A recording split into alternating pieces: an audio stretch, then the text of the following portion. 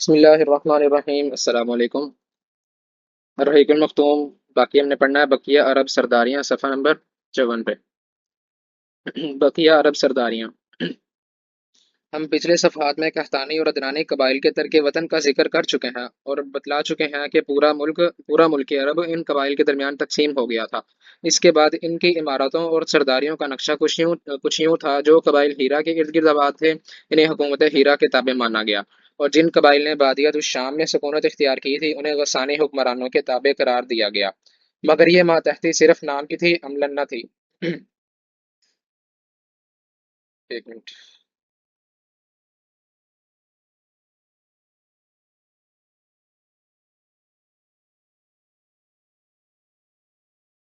یہ تھا، مگر مگر یہ ماتحتی صرف نام کی تھی، عملاً نہ تھی۔ ان دو مقامات کو چھوڑ کر اندرون عرب آباد قبائل بہر طور آزاد تھے۔ ان قبائل میں سرداری نظام رائج تھا۔ قبیلے خود اپنا سردار مقرر کرتے تھے، اور ان سرداروں کے لیے ان کا قبیلہ ایک مختصر سی حکومت ہوا کرتا تھا۔ سیاسی وجود و تحفظ کی بنیاد قبائلی وحدت پر مبنی عصبیت اور اپنی سرزمین کی حفاظت و دفاع کے مشترکہ مفادات تھے۔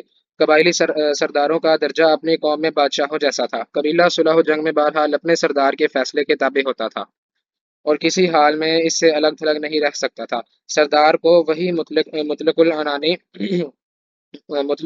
اور استبداد حاصل تھا جو کسی ڈکٹیٹر کو حاصل ہوا کرتا ہے۔ حتیٰ کہ بعض سرداروں کا یہ حال تھا کہ اگر وہ بگڑ جاتے تو ہزاروں تلواریں یہ پوچھے بغیر بے نیام ہو جاتی کہ سردار کے غصے کا سبب کیا ہے۔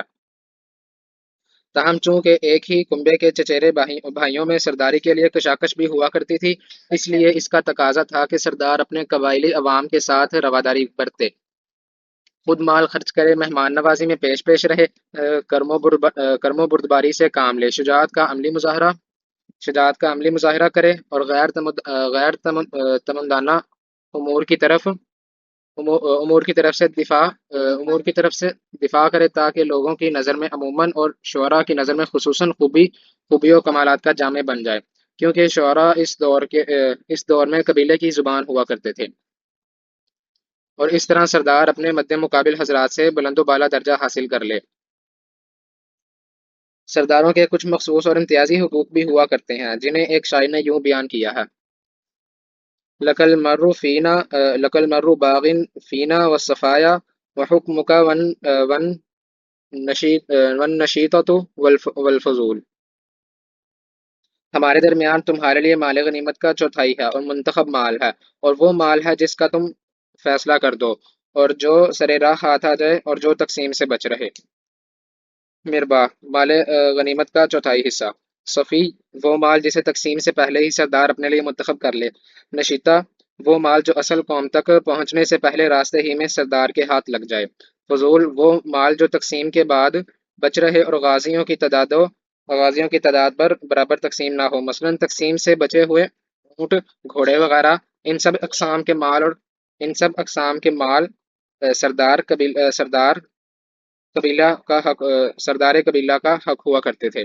سیاسی حالت: جزیرۃ العرب کی حکومتوں اور حکمرانوں کا ذکر ہو چکا، بھیجا نہ ہوگا کہ اب ان کے کسی قدر سیاسی حالات بھی ذکر کر دیے جائیں۔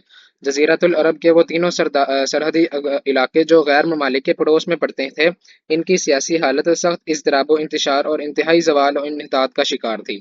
انسان مالک اور غلام یا حاکم اور محکوم کے دو طبقوں میں بٹا ہوا تھا۔ سارے فوائد سربراہوں اور خصوصاً غیر ملکی سربراہوں کو حاصل تھے، اور سارا بوجھ غلاموں کے سر تھا۔ اسے زیادہ واضح الفاظ میں یوں کہا جا سکتا ہے کہ رعایا در حقیقت ایک کھیتی تھی جو حکومت کے لیے محاصل اور آمدنی فراہم کرتی تھی، اور حکومتیں اسے لذتوں، شہوتوں، عیشرانیوں اور ظلم و جور کے لیے استعمال کرتی تھیں، اور ان پر ہر طرف سے ظلم کی بارش ہو رہی تھی، مگر وہ حرف شکایت زبان پر نہ لا سکتے تھے، بلکہ ضروری تھا کہ طرح طرح کی ذلت و رسوائی اور ظلم و چیرادستی برداشت کریں اور زبان بند رکھیں، کیونکہ جبر و استبداد کی حکمرانی تھی، اور انسانی حقوق نام کی کسی چیز کا کہیں کوئی وجود نہ تھا۔ ان علاقوں کے پڑوس میں رہنے والے قبائل تذبذب کا شکار تھے۔ انہیں اغراض و خواہشات ادھر سے ادھر اور ادھر سے ادھر پھینکتی رہتی تھیں۔ کبھی وہ عراقیوں کے ہم نوا ہو جاتے اور کبھی شامیوں کی ہاں میں ہاں ملاتے تھے۔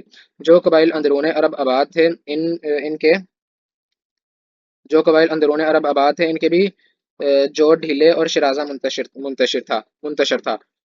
ہر طرف قبائلی جھگڑوں، نسلی فسادات اور مذہبی اختلاف کی گرم بازاری تھی، جس میں جس میں ہر قبیلے کے افراد بہر صورت اپنے اپنے قبیلے کا ساتھ دیتے تھے، خواہ وہ حق پر ہو یا باطل پر۔ چنانچہ ان کا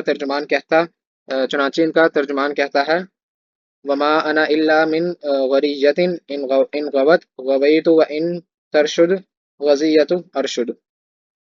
میں بھی تو قبیلہ غزیہ ہی کا ایک فرد ہوں، اگر وہ غلط راہ پر چلے گا تو میں بھی غلط راہ پر چلوں گا، اور اگر وہ صحیح راہ پر چلے گا تو میں بھی صحیح راہ پر چلوں گا۔ اندرون عرب کوئی بادشاہ نہ تھا جو ان کی آواز کو قوت پہنچاتا، اور نہ کوئی مرجع ہی تھا جس کی طرف مشکلات و شدائد میں رجوع کیا جاتا، اور جس پر وقت پڑنے کا اعتماد کیا جاتا اور جس پر وقت پڑنے پر اعتماد کیا جاتا۔ ہاں، حجاز کی حکومت کو قدر و احترام کی نگاہ سے یقیناً دیکھا جاتا تھا، اور اسے مرکز دین کا قائد و پاسبان بھی تصور کیا جاتا تھا۔ یہ حکومت در حقیقت ایک طرح کی دنیاوی قیادت اور دینی پیشوائی کا معجون مرکب تھی۔ اسے اہل عرب پر دینی پیشوائی کے نام سے بالادستی حاصل تھی، اور حرم اور اطراف حرم پر اس کی باقاعدہ حکمرانی تھی۔ وہی زائرین بیت اللہ کی ضروریات کا انتظام اور شریعت ابراہیمی کے احکام کا نفاذ کرتی تھی، اور اس کے پاس پارلیمانی اداروں جیسے ادارے اور تشکیلات بھی تھیں، لیکن یہ حکومت اتنی کمزور تھی کہ اندرون عرب کی ذمہ داریوں کا بوجھ اٹھانے کی طاقت نہ رکھتی تھی، جیسا کہ حبشیوں کے حملے کے موقع پر ظاہر ہوا۔ آگے صفحہ نمبر 57 سے عرب کے ادیان و مذاہب سٹارٹ ہو رہے ہیں جو ہم پھر پڑھیں گے۔ ٹھیک ہے، جزاک اللہ خیرہ، السلام علیکم۔